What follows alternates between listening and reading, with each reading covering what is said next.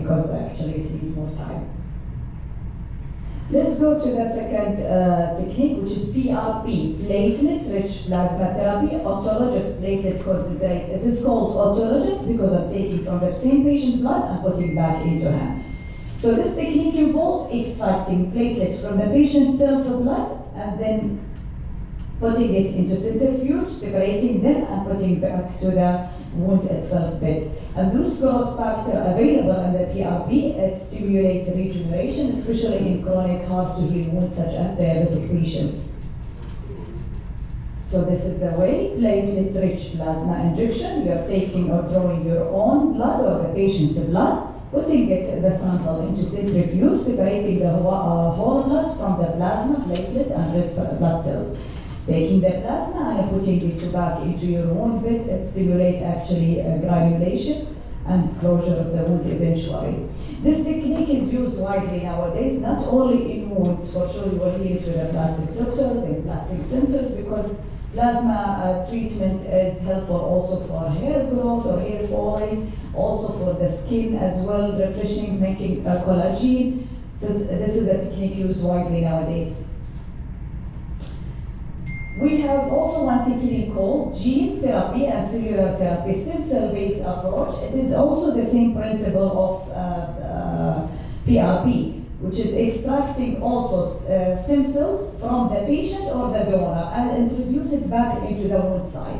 And those cells actually help in regeneration by collagen formation or stimulating the collagen, which gives a tensile strength for the wound bed. And also angiogenesis stimulation, which is formation of new blood vessels in this wound. In that way, the wound will tend to heal more faster. We have also a technique called gene editing and molecular therapy, which is a technique like a CRISPR, which is a shortcut, which is being used and explored to edit the genes and promote healing, reduce scar formation in the individual genetic profile. This technique now is really a new modalities. It is used widely by the technician and by geneticists and medical researchers, which is able them to audit the genome by altering the DNA or adding or removal from the sequence of the DNA. So it's a gene auditing technique or a tool, which is now causing really a buzz in the science world due to its advantages. So we're auditing the gene for this person. So you are tailoring a specific gene for each patient, which is different from other patients.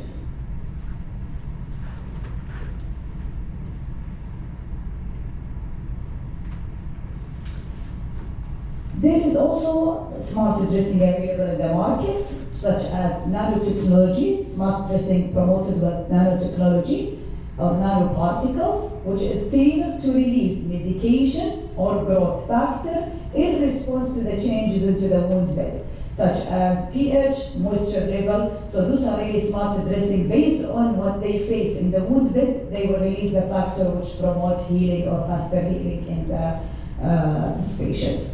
There is wound also smart dressing, which is with monitors, smart bandages or dressing equipped with sensor. I think Mr. Ali mentioned a bit about those sensors, which monitor the wound conditions. So that's why it's called smart dressing. It will monitor the wound conditions such as wound temperature, wound moisture, site infection in the wound bed, and then it will provide the real-time data in the healthcare provider, which can lead to more timely intervention. So we are not wasting our time. Smart dressing can tell me also what the wound needs and can act based on that. So that's the part of the idea of the smart dressing. A lot of also articles that you can dig talking about the nanomaterial in the wound healing process, new insight and advancement.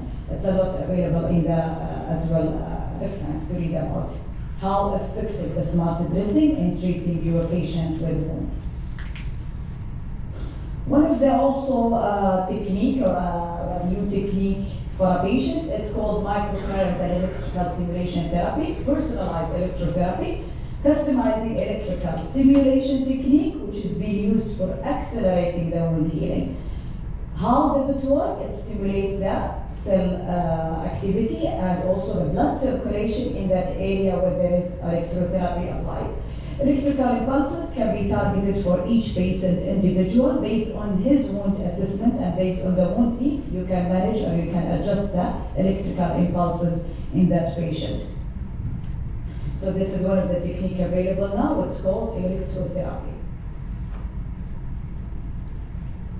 Advanced bioactive dressing material, which I'm sure mostly of us have in our hospital, talking about collagen and hydrocolloid dressing. How does those dressing can help in wound healing? As we know, new collagen, regardless of the source of the collagen, or hydrocolloids tailored to individual wound condition. Those dressings provide a moist wound environment, prevent bacterial contamination, and also promote healing in the local wound bed environment.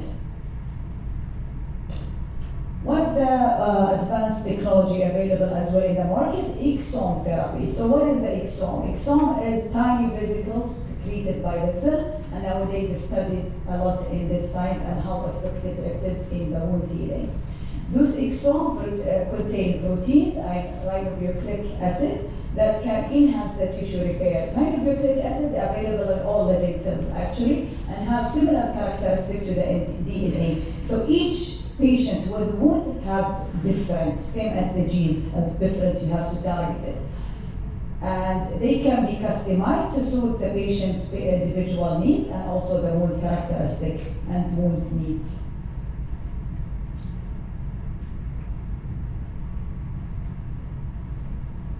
Okay, also as Australia he mentioned about artificial intelligence. So artificial intelligence is one of the smart ways now available in the market and with the advanced technology available.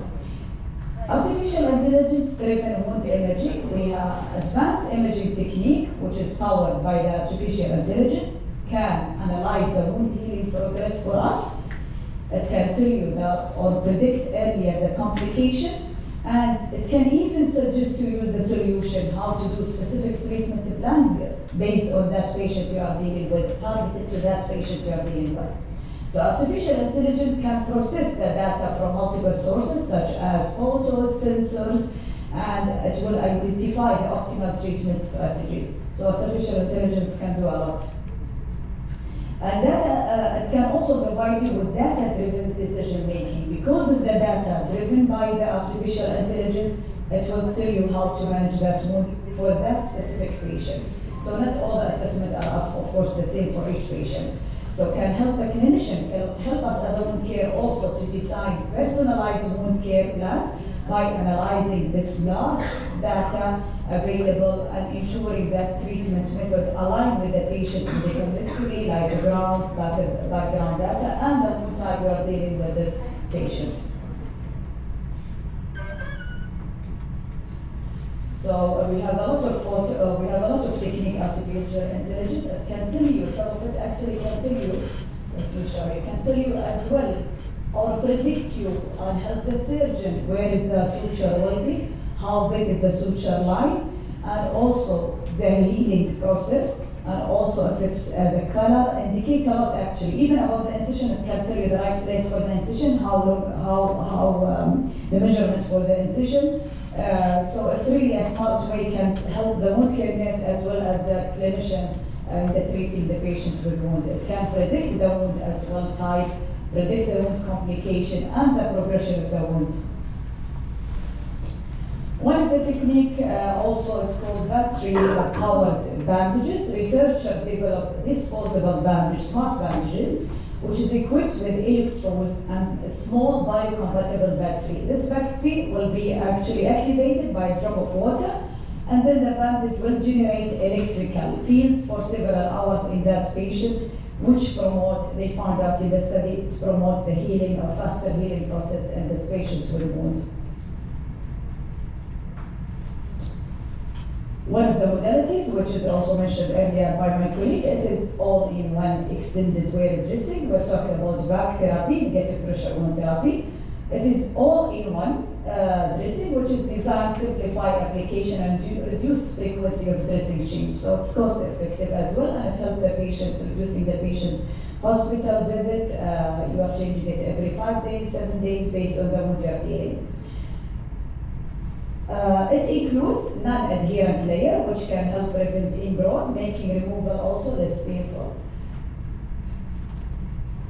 I think, I'm not sure if there's time for video, but I will leave it for the last because there will be a workshop about negative pressure therapy, so I think you will see a lot how does it work and how to apply it, when to apply it as well. Last, let us see the take-home messages. Tailoring treatment to a patient's medical history and wound type and risk factor is very important, so you are tailoring each patient as a unique.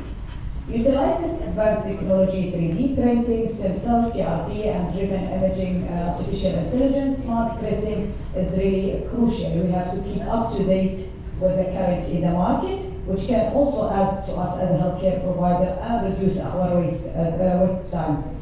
Early diagnosing and intervention to reduce chronic wound and sepsis risk is very crucial. You have to be able, as a wound care practitioner, to identify and to know when to call the infection control to be with you and multidisciplinary team. Identify the risk for infection and risk for sepsis early in order to reach healing.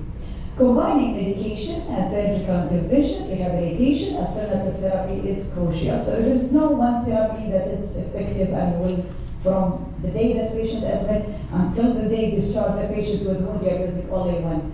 Usually, that's the importance of reassessing, then deciding which stage you are in this wound now, and based on that, you will intervene. So if you started, let's say, with alginated dressing, it doesn't mean alginate dressing from day 1 until day 30 plus, he's already 1 month on alginate. Based on the changes in the wound, you will cope also and see the changes, what modality you need to also use at the current situation. Future now for artificial intelligence and nanotechnology, which can help for real-time monitoring and personalized treatment strategy. As a while ago my colleague said, it's actually making us to see more patients in a short time and more based on that you can really cover most of the patients that you needed to cover in a short time. That's for me. I think this is my reference. And if you have any question, please feel free to discuss. Thank you so much.